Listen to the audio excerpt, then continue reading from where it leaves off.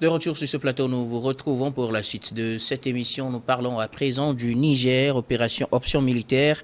Les chefs d'état-major de la CEDEAO en réunion à Abuja.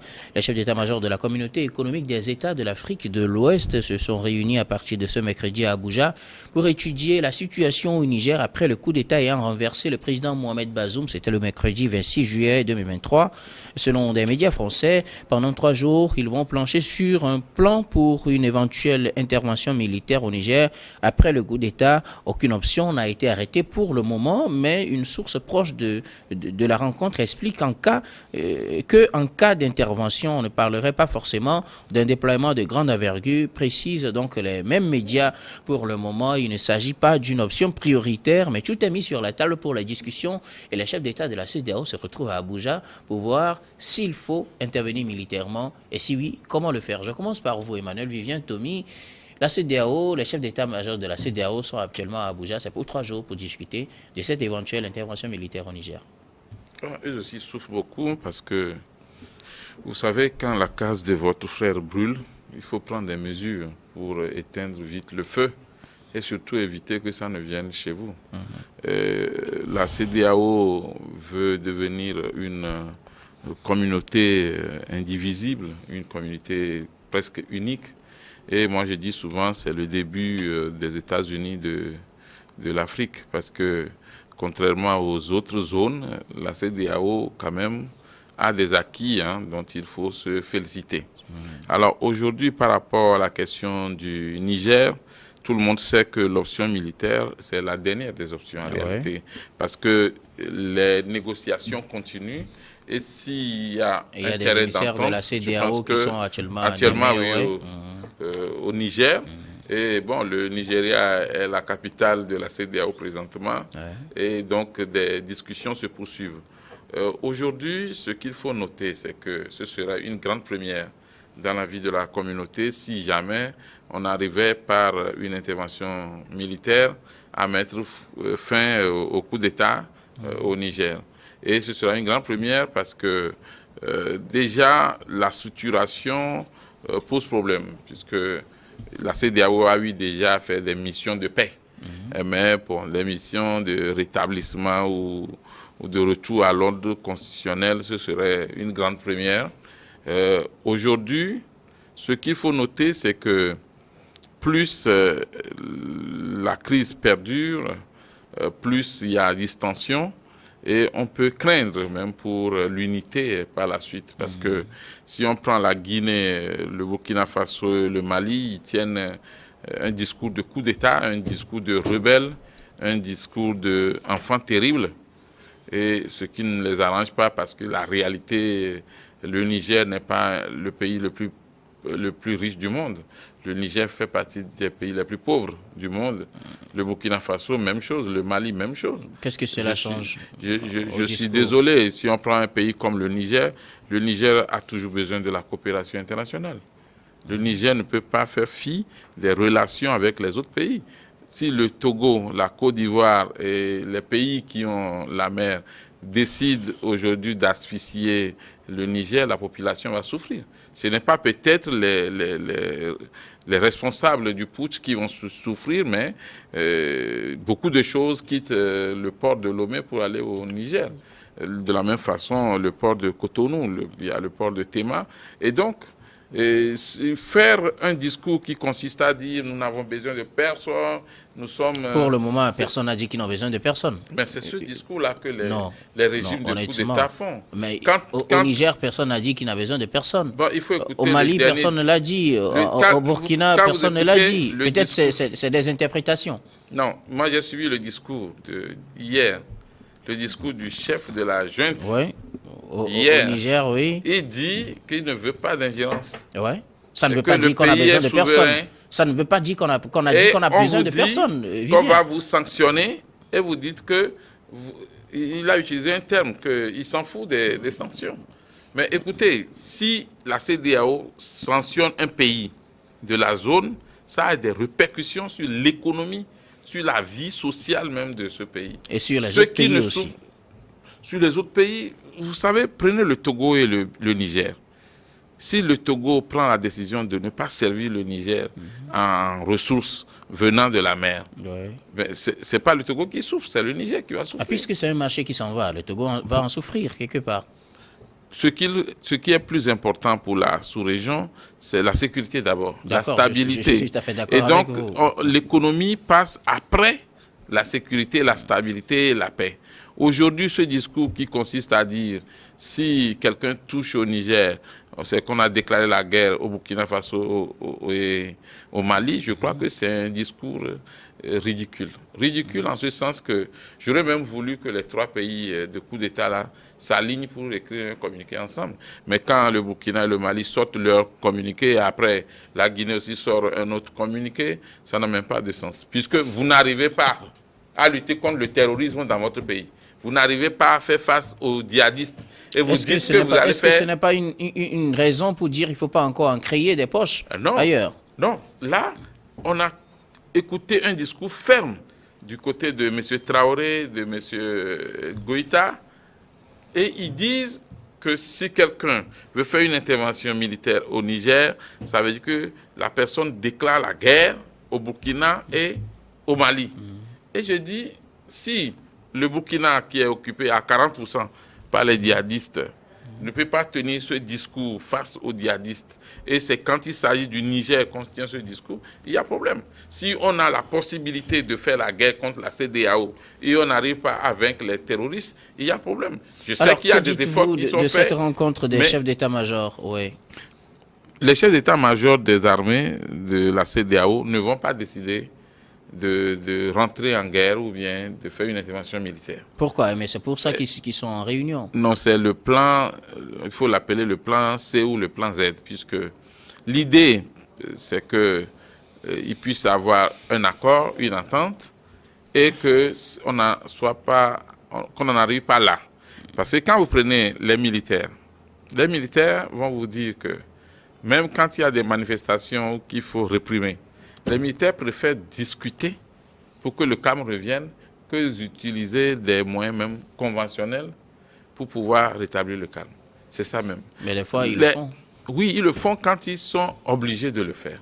Maintenant, dans le cas du Niger, aucun chef d'état-major d'un pays de la CEDEAO n'a envie d'envoyer ses troupes à Niamey pour combattre les frères en uniforme au Niger. Mais si c'est vraiment nécessaire, on va le faire. Pourquoi? Parce que ça a commencé par le Mali, c'est arrivé au Burkina 2 fois. Bon, le Tchad, n'en parlons pas. Et puis après, c'est le Niger. Mais après, ce sera qui? Et donc, si vous êtes chef d'État de la CEDEAO, vous allez vous poser des questions. Si on n'arrête pas ce processus-là maintenant, ça veut dire que ça va envahir toute la zone et puis après tout le continent. Et c'est un recul de la démocratie. C'est en cela qu'il ne faut pas saluer cette ultime intervention militaire, mais il faut l'apprécier à sa juste valeur. Aujourd'hui, il s'agit pour ce régime de putsch, ce régime de coup d'État, ce régime qui ne parle pas au nom des Nigériens, ce régime qui parle au nom des armes, de laisser le pouvoir. Laisser le pouvoir et de rétablir M. Bazoum dans son pouvoir. Je ne dis pas que Bazoum est un saint, mais du moment où il est élu démocratiquement, il a déjà fait 2 ans et demi, je pense. 2 ans, 3 mois. Il faut lui laisser le temps de terminer son mandat. Et après son mandat, vous le balayez par le droit des urnes. Mais quand chaque fois que quelqu'un a les armes, le pouvoir, la force, on peut chasser un président démocratiquement élu du pouvoir, je pense qu'on retourne dans les années de Sankara, on retourne dans les années de Sylvanus Olympio, on retourne carrément dans les années de 1958. Et je pense que c'est grave pour notre continent. Aujourd'hui, les chefs d'État de la CEDEAO jouent en même temps à la diplomatie.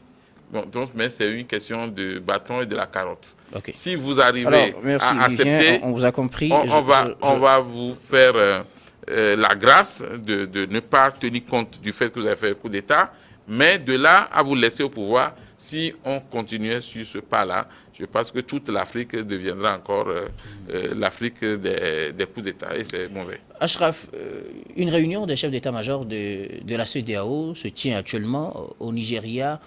l'option militaire n'est pas écartée, même si on sait que ce n'est pas l'option prioritaire pour le moment. Qu'est-ce qui vous dit que ce n'est pas l'option prioritaire? En tout cas, c'est ce qui est annoncé. Oui, mais n'oubliez pas que, disons, au soir du coup d'État qui a évincé Bazoum, il y a eu une injonction de l'institution sous-régionale qui a demandé, qui a donné même un délai d'une semaine. Oui. D'une semaine pour rétablir. Et qui est toujours valable. Qui est toujours valable pour rétablir l'ordre constitutionnel au Niger. Donc, ce qu'il faut comprendre aujourd'hui, c'est que le traité constitutif, il faut dire aux gens que la CEDEAO n'invente pas. C'est-à-dire que le fait de recourir à la force armée ou aux mesures coercitives n'est pas une invention de l'esprit. C'est-à-dire que le traité constitutif de la CEDEAO le prévoit. Donc, c'est sur la base des textes qu'il le va. Donc, ce qui veut dire que le recours à la force armée dans un pays membre de la CEDEAO a un fondement juridique bien déterminé. Oui, mais il faut voir les contextes aussi. Hein. Oui, effectivement, il faut voir les contextes. Il faut voir les contextes. C'est pour cette raison qu'à chaque décision prise par l'institution, on essaie quand même de motiver, de donner les raisons. Maintenant, je crois qu'il y a quand même des précédents. N'oubliez pas, souvenez-vous de la force ECOMOG. La force ECOMOG qui a cette force... Justement, pour son intervention, entre autres, hein, au Libéria, entre autres, c'est de ça que je parlais, parce que le contexte n'est pas le même. Oui, je dis là, bien. Ce n'est pas contre une armée, mais c'est une force d'interposition. Aujourd'hui, ce n'est plus la même configuration. Oui, je dis bien, ce n'est pas toujours la même configuration, mais c'est la même finalité qui est poursuivie, c'est-à-dire rétablir l'ordre constitutionnel et la stabilité de manière générale. Parce que, mais il faut rompre avec la doxa ou la pensée unique aujourd'hui. On sait très bien, aujourd'hui, la pensée unique, c'est de renverser des présidents démocratiquement élus, même s'il y a toujours un débat sur l'élection des présidents de la République d'ici et là. On peut avoir des désaccords profonds, il peut y avoir des points d'achoppement, mais l'essentiel, c'est qu'il y a un président de la République qui a été élu et qui expédie quand même les affaires courantes. On ne peut pas se lever une matinée comme ça pour renverser un président de la République. Et je lui ai dit, l'engagement de la responsabilité politique d'un président de la République appartient à qui? Appartient au peuple. Et non à l'institution militaire. Vous avez aujourd'hui des militaires qui s'arrogent le droit. Quelle est aujourd'hui la pertinence d'organiser une élection présidentielle dans un pays? Ce qui veut dire qu'aujourd'hui, ça n'a aucun sens. C'est-à-dire que vous pouvez élire un président de la République. Au bout de quelques mois, des militaires peuvent décider de l'évincer. Peu importe les motifs légitimes. Quand on prend, par exemple, le cas de la CNSP, les raisons qui sont invoquées, c'est la dégradation continue de la situation sécuritaire. Des gens estiment que le président de la République, chef suprême des armées, constitutionnellement, ne prend pas des mesures, disons, approprié pour mettre fin au terrorisme. Mais ce qu'ils oublient, c'est un aveu d'échec aussi de leur part. Parce qu'ils sont des militaires. Vous êtes des militaires et que vous êtes censés sauvegarder l'intégrité territoriale d'un pays. Vous pouvez évoquer toutes les raisons du monde, c'est-à-dire que vous n'avez pas de budget, vous avez la logistique est quand même assez embryonnaire, mais c'est un aveu d'échec de leur part. Parce qu'ils doivent jouer un rôle d'avant-gardiste de la sécurité. C'est votre analyse des raisons du coup d'État. Actuellement, la CEDEAO tient une rencontre de 16 chefs d'État-major généraux pour une intervention armée. Qu'est-ce que vous en dites? Est-ce que c'est ce qu'il faut? Est-ce que cela réussira? Qu'est-ce que vous en pensez? Oui, c'est pour cette raison que je l'ai dit, qu'il y a des cas déjà qui servent de jurisprudence, c'est-à-dire le cas de la Guinée-Bissau ou du Libéria, même si le contexte, même si le contexte n'est pas le même. Mais la finalité aujourd'hui, c'est parce que nous sommes engagés dans un processus de démocratisation du continent africain. Et le processus de démocratisation du continent africain est compatible avec quoi? Avec le respect des règles constitutionnelles établies. Les modalités constitutionnelles de dévolution du pouvoir sont très connues dans nos pays. On sait très bien que pour devenir un président de la République, il faut forcément passer par des élections avec un programme bien défini. Si vous obtenez l'assentiment du peuple, vous devenez président de la République. On peut interpeller le président de la République sur un certain nombre de domaines, mais je crois que la solution, ce n'est pas l'éviction. La solution, ce n'est pas l'éviction. Et aujourd'hui, vous avez l'institution qui est aussi, comment l'appelle-t-on, garant aussi des valeurs démocratiques. Et la légalité constitutionnelle au Nigeria doit être respectée. Bon, je crois que c'est sous-estimé aujourd'hui, parce que quand je vois les gens sur les réseaux sociaux qui s'agitent, qui estiment que la CEDEAO n'a pas les moyens de leur politique, non, ils ont quand même les moyens de leur politique. Et je crois qu'ils peuvent constituer une forte multinationale pour intervenir au Mali. Vous voyez aujourd'hui les exactions. Vous avez des actes de vandalisme. C'est l'anarchie totale. C'est l'anarchie totale. Et je trouve ça là lamentable. Je crois que mon cher aîné également l'a souligné aujourd'hui. Nous ne pouvons pas continuer à régresser. Nous n'avons pas... Quand on essaie d'analyser la trajectoire, disons, démocratique ou évolutive démocratique des pays africains depuis les années d'indépendance jusqu'à aujourd'hui, dans les années 60, nous avons fait quand même l'effort de s'affranchir du joug colonial pour établir quand même des sociétés quand même assez pacifiées. Mais aujourd'hui, nous en sommes quand même assez loin.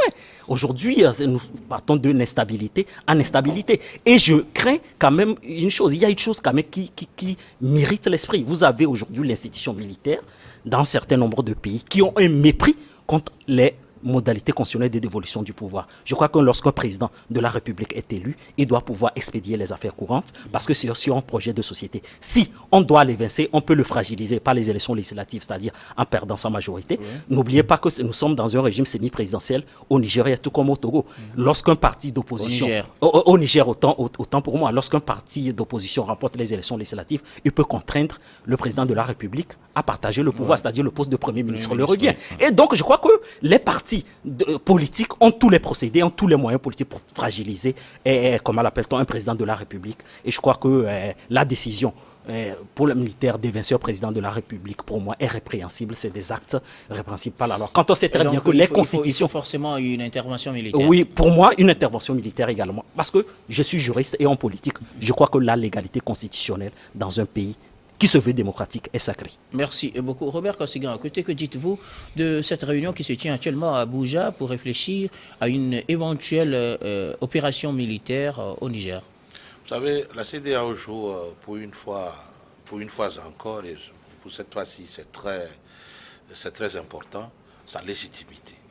Si la CEDEAO perd sur le terrain du Niger, la CEDEAO deviendra une coquille vide. Et peut-être... va peut-être faire tomber les rideaux sur son existence. Parce que, vous savez, on ne peut pas faire des coups d'État,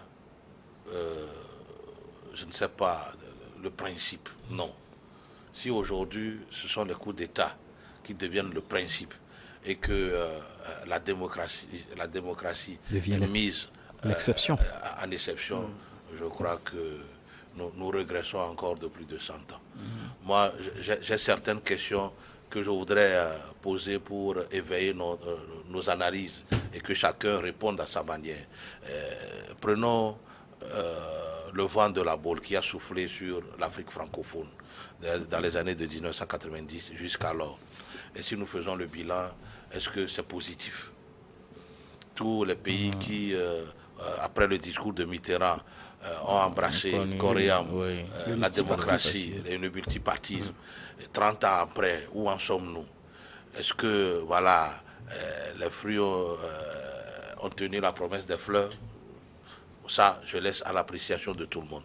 Maintenant, est-ce que les coups d'État qui se font ici et là, pour des raisons de sécurité, d'autres pour les raisons de panafricanisme, d'autres pour changement de partenaire, d'autres pour exhiber peut-être une coopération avec la Russie par laquelle on promet de beaux jours pour nos pays. Est-ce que c'est du leurre ou une réalité? Est-ce que la Russie a un bâton magique aujourd'hui pour venir transformer les réalités africaines en un seul jour et faire de nos pays des pays développés tels que le promeut aujourd'hui le Mali, surtout qui est le pays avant-gardiste de cette propagande de la Russie? Est-ce que si nous prenons le Burkina Faso, si nous prenons le Mali, est-ce qu'ils ont des bilans positifs à nous démontrer, à nous prouver, à prouver à la face du monde je ne sais pas, des victoires acquises avec cette coopération qu'ils ont avec la Russie? Est-ce qu'ils arrivent à reconquérir les territoires perdus? Est-ce qu'ils arrivent à contenir alors les aléas des terroristes et des djihadistes? Ce sont des questions. Moi, je vois dans cette crise actuelle du Niger une guerre d'intérêt. c'est comme ceux qui ne sont pas encore invités à la table du partage du gâteau veulent passer par la Russie pour avoir aussi leur part. Sinon... Pour le moment, la Russie n'intervient pas dans cette non, affaire. vous savez, déjà, hier, je pense que le numéro 2 de CNCP ou CNSP a fait une visite au Mali. Après, il va se rendre aussi au Burkina. Et au Burkina. L'orientation idéologique est très claire. Moi, ça voudrait dire qu'en dessous, ne soyez pas surpris que demain on demande à la base française de partir et pour les remplacer, on va signer peut-être des accords militaires avec la Russie et comme toile de fond, Wagner. Maintenant, ce qui dérange aussi dans cette affaire de Wagner, c'est que c'est carrément commercial. En dehors de ce qu'on nous fait comprendre que voilà, la Russie va nous donner des armes et tout, ces armes que la Russie va nous donner, c'est à vendre. C'est pas... Même la formation, même la leur formation et expertise. tout. Ça dit que, et par ce billet-là, la Russie aussi va profiter pour alors chercher des marchés pour ces multinationales, telles que le fait la France. Alors, tout est intérêt. Alors, que ce soit avec la France ou que ce soit avec la Russie, tout est intérêt. Maintenant, qu'on exhibe cette coopération avec la Russie pour faire un coup d'État, je pense que la CEDEAO doit s'assumer. Et pour s'assumer, il a déjà pris une batterie de sanctions contre le Niger. Si cela ne fonctionne pas, il peut peut-être aller sur le terrain de l'option militaire. De l'option militaire. C'est ce qui fait l'objet de cette rencontre. Ils ont donné un ultimatum d'une semaine. Moi, je pense qu'au lieu d'aller peut-être au Mali et au Burkina Faso, les généraux là, de CNSP doivent faire peut-être des pas vers la CEDEAO pour peut-être trouver un terrain d'entente. Parce que créer déjà un antagonisme, c'est-à-dire compter sur peut-être le soutien du Mali et du Burkina Faso par le biais de Wagner ou de la Russie contre la CEDEAO, irait peut-être à leur désavantage. Même ce que le Mali et le Burkina Faso ont exhibé la fois dernière comme menace, comme quoi si on attaquait le Niger, ils vont quitter, ils vont sortir de la CEDEAO, ne les avantage pas. Parce que seuls ils ne peuvent... vont intervenir, ce sera comme une déclaration de guerre. Ils vont quitter aussi la CEDEAO. Mais je dis aujourd'hui, si le Mali et le Niger quittent la CEDEAO, le Mali et le Burkina Faso quittent la CEDEAO, ce serait à leur détriment. Et puis, tout ce est-ce qu'il n'y aurait pas peut-être une idée d'une coalition entre les pays là, ça ne marchera. Vous savez, si vous prenez toutes les organisations régionales de l'Afrique, seule la CEDEAO obtient des résultats, probants. Donc moi je dis aujourd'hui, c'est comme les gens complotent contre la CEDEAO, c'est comme les gens luttent pour la disparition de la CEDEAO. Et il va falloir que tous les chefs d'État de la CEDEAO, alors conscients de la sécurité, conscients c'est-à-dire qui aspirent à un développement réel de leur nation, alors se donnent la main pour faire revenir au meilleur sentiment ces putschistes du Niger pour qu'ils cèdent le fauteuil au président élu. Nous avons choisi la démocratie comme la règle. Il ne faudrait pas qu'on en fasse autre chose. La démocratie exige que le président soit changé dans les urnes. Alors, si le président Bazoum, les Nigériens estiment qu'il ne répond plus au cadre de charge de la population, je crois qu'au cours des élections législatives ou présidentielles prochaines, on peut le dégager. Mais ça n'appartient pas aux militaires. Il ne faut pas qu'on mette dans la tête des militaires que, ok, l'heure est venue pour que, voilà, partout dans nos pays, il y ait coup d'État. Est-ce qu'il y a un risque que cela advienne? Mais oui, ça a pris au Burkina Faso, ça a pris au Mali, et pour cette fois-ci, si ça prend au Niger, c'est fini. Tous les militaires de l'Afrique. Et puis, n'oubliez pas, hein, c'est comme ça la démocratie, les vents de la démocratie a commencé sur l'Afrique francophone. N'oubliez pas, avec ces histoires de conférences nationales ici et là, avec le multipartisme, les appels à l'insurrection et tout. C'est ça. Donc si aujourd'hui, ok, la CEDEAO valide le coup d'État du Niger, je vous dis qu'à moins d'un an, on sera encore confronté à un coup d'État dans un autre pays. Donc moi, je dis, pour le moment, il va falloir que la CEDEAO maintiennent ces pressions et que ce ne soit pas seulement des pressions, mais qu'on aille vraiment à une solution plus ferme, ne serait-ce que pour contraindre ces généraux à regagner leur caserne et permettre à ce que le pouvoir élu puisse continuer son travail. Et il appartiendrait maintenant aux Nigériens, s'ils ne sont pas d'accord avec Bazoum, de les dégager dans les urnes. Okay. Alors, pour le moment, la CEDEAO n'a pas, en tout cas, approuvé ce coup d'État. La CEDEAO n'a jamais approuvé quelque coup d'État que ce soit. l'option militaire, c'est ce qui est étudié à Abuja. À quoi doit-on s'attendre à l'issue de ces 3 jours de concertation? À une validation de cette opération, que ça aura lieu forcément, ou bien peut-être à une autre solution? Ashraf. Non, mais je crois que l'institution ne reculera pas. L'institution ne reculera pas, ce qui va dire qu'ils ont émis quand même un certain nombre, même l'ultimatum, qui n'est pas respecté jusqu'aujourd'hui. Je crois que la CEDEAO ne doit pas avouer publiquement comme ça sa faiblesse. On sait très bien que dans la crise malienne, voilà, elle a échoué à rétablir l'ordre constitutionnel, tout comme au Burkina Faso. Et donc, comme un effet de domino, aujourd'hui, on assiste à des coups d'État intempestifs dans presque tous les pays. Je crois que l'institution n'a aucun intérêt aujourd'hui à avaliser. Donc l'option sera maintenue? Non, l'option sera maintenue, en dépit, disons... Mais c'est quand même bizarre qu'un certain nombre de pays aujourd'hui découvrent les vertus de la souveraineté. Qu'en vertu de la souveraineté, l'institution n'a pas le droit d'intervenir. Mais qu'ils nous disent, dans la crise malienne, lorsque la CEDEAO jouait aux opérations de bons offices ou à la médiation, est-ce qu'ils ont parlé de la souveraineté? Lorsqu'on adhère à une institution, on adhère aussi à un certain nombre de principes. Merci et beaucoup. Voilà. Ashraf, oui, un dernier mot, Emmanuel Vivien Tomi, sur cette rencontre qui se tient entre les chefs d'état-major généraux de la CEDEAO à Abuja. Non, juste dire que les chefs d'état-major doivent faire l'effort de ne pas prendre des décisions qui seront impopulaires. Parce que, une fois encore, l'option militaire est la dernière des options.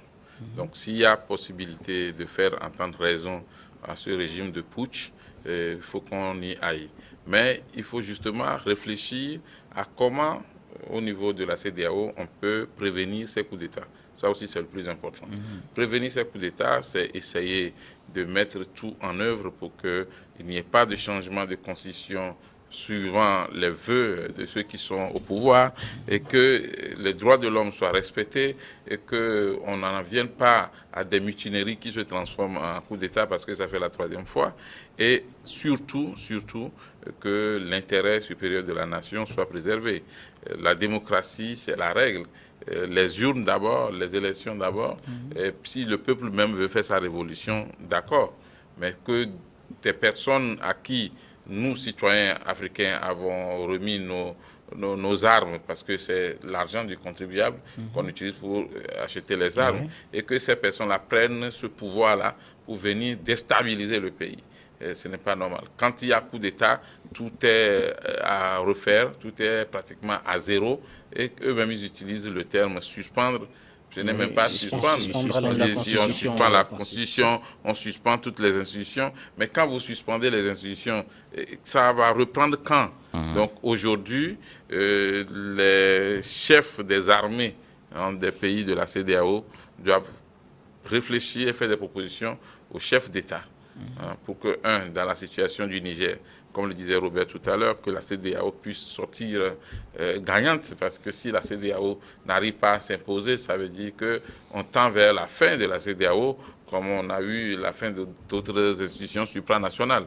Et maintenant que la CEDEAO essaie d'aller au-delà, de constater, mais aussi qu'on fasse de la prévention.